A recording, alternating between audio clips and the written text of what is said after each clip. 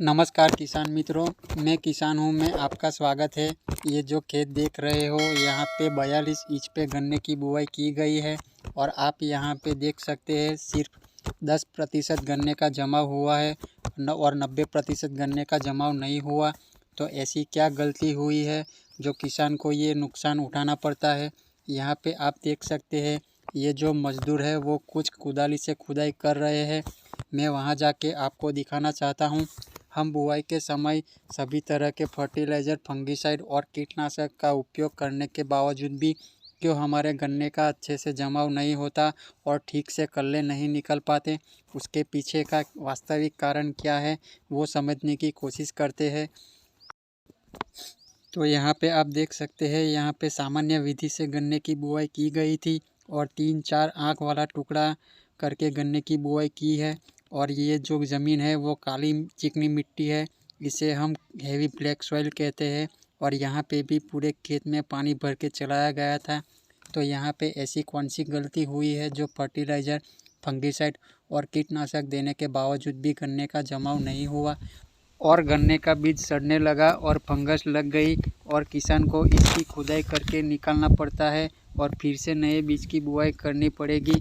तो हमें इस नुकसान से बचना है और गन्ने का जमाव भी अच्छा लेना है। तो कुछ ऐसे कार्य है जो हमें ध्यान में लेना पड़ेगा। ये जो सावधानी रखनी है वो फर्टिलाइज़र से ज़्यादा ज़रूरी है। ऐसा भी नहीं कि हमें फर्टिलाइज़र नहीं देना, फर्टिलाइज़र तो हमें देना ही पड़ेगा।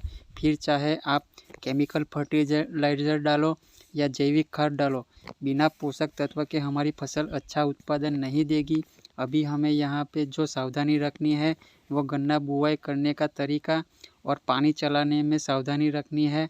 तो अभी आप ये सोचते होंगे, हम सालों से इसी तरह से गन्ने की बुआई करते आए हैं और गन्ने का जमाव भी होता था, तो क्यों अब हम तरीका बदले। तो मैं भी मानता हूँ सालों पहले इसी तरह से गन्ने की बुआई होती थी और गन्ने का जमाव भी होता था, लेकिन वो समय अलग था और उस समय ज़मीन की उर्वरा शक्ति और ज़मीन की पानी सोखने की क्षमता अधिक थी। तो उस समय ये समस्या बहुत कम देखने को मिलती थी। लेकिन आज के समय में हमने अपनी मिट्टी में केमिकल फर्टिलाइज़र, कीटनाशक और खरपतवार नाशक डाल डाल के हमने अपनी ज़मीन की उर्वरा शक्ति को नष्ट कर दिया है और ज़मीन एकदम सख्त और कड़क हो गई है, जिस कारण हमारी ज़मीन की पानी सोखने की क्षमता कम हो गई है। तो हमारी ज़मीन की ऊपर की जो 1 फीट की मिट्टी है वहाँ पे कीचड़ जैसा माहौल हो जाता है और मिट्टी पानी ना सोखने के कारण हवा और पानी का संतुलन बिगड़ जाता है। तो ज़मीन में भेज का प्रमाण बढ़ जाता है।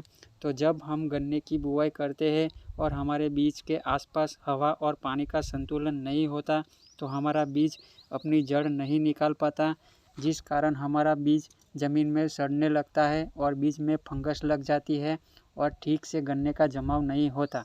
मैं आपको ये किस तरह नुकसान होता है वो एक चार्ट के माध्यम से बताऊंगा। उसके लिए मैं एक अलग से वीडियो बनाऊंगा, तब आपको पूरी बात समझ में आ जाएगी। तो इस समस्या का समाधान क्या है किसान मित्रों, जितनी बड़ी समस्या है उसका समाधान भी एकदम सरल और सीधा है। हमें इसके लिए कोई फर्टिलाइज़र, फंगिसाइड और कीटनाशक का अलग से खर्चा नहीं करना, बिल्कुल फ्री में इन सारी समस्या का हल हम निकाल सकते हैं। सिर्फ हमें गन्ना बुआई का तरीका बदलना है। इसकी मैंने 2 दिन पहले वीडियो बनाई है, आप डिस्क्रिप्शन में जाके देख लेना। उस वीडियो में मैंने बताया है कैसे बीज का चुनाव करना है और गन्ने की बुआई करनी है। फिर भी कुछ बातें आपको बताता हूँ जिसकी हमें सावधानी रखनी है। अगर हमें अच्छा उत्पादन लेना है तो हमें ज़मीन की उर्वरा शक्ति बढ़ानी पड़ेगी, स्वस्थ बीज का चुनाव करना पड़ेगा, ज़मीन में संतुलित मात्रा में पोषक तत्व देने पड़ेंगे।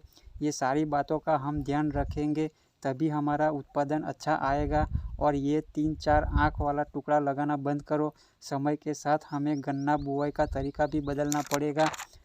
पूरे खेत में पानी मत भरो, हल्की सिंचाई करो। जिस तरह छोटे बच्चे का जन्म होता है और हम उसे चमची से थोड़ा थोड़ा पानी पिलाते हैं, वो पूरा ग्लास पानी नहीं पी सकता, ठीक उसी तरह हमें भी ज़मीन में शुरुआत की अवस्था में हल्की सिंचाई करनी है।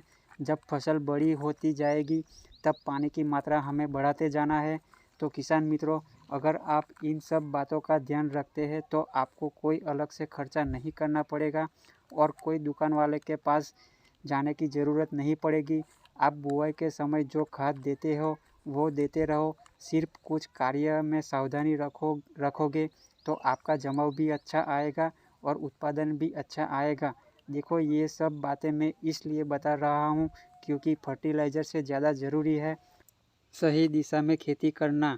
ये सब बातें आपको कोई नहीं बताएगा। सब दुकान वाले फर्टिलाइज़र और दवाई बेचने में पड़े हैं। अगर आप सही तरीके से खेती करने लगे तो उनका धंधा चौपट हो जाएगा और वो यही चाहते हैं कि किसान रोगों और बीमारियों के चक्कर में फंसा रहे और उनकी दवाई बिकती रहे। और आपने कई सारी वीडियो देखी होगी, ये फर्टिलाइज़र डालो, ये दवाई डालो, ये कीटनाशक का प्रयोग करो, आपके खेत में कल्ले भर भर के आएंगे, इतना उत्पादन आ जाएगा, रोगों और कीटों का प्रकोप जड़ से ख़त्म हो जाएगा, 6 महीने तक कोई रोग या बीमारी नहीं आएगी। तो मेरा आपसे सवाल है, क्या आपके गन्ने का उत्पादन डबल हो गया, रोगों और बीमारी जड़ से ख़त्म हो गई, तना छेदक इल्ली चली गई, फंगस की बीमारी चली गई? आप मुझे इसका जवाब कमेंट में ज़रूर देना। देखो, मैं किसी के खिलाफ़ नहीं हूँ, मैं सिर्फ इतना चाहता हूँ किसान को सही मार्गदर्शन मिले, सही दिशा में खेती हो ताकि हमारा खर्चा कम हो और उत्पादन अच्छा आए। हमें जितना ज़रूर है उतना ही फर्टिलाइज़र और दवाई का प्रयोग करेंगे। अभी के लिए बस इतना ही। इसी तरह आगे चर्चा करते रहेंगे। अगर आपको ये वीडियो अच्छी लगी हो तो चैनल को सब्सक्राइब कर दो। आगे की वीडियो में हम जानेंगे रिंग पीट विधि से गन्ने की खेती कैसे करें। जय जवान, जय किसान।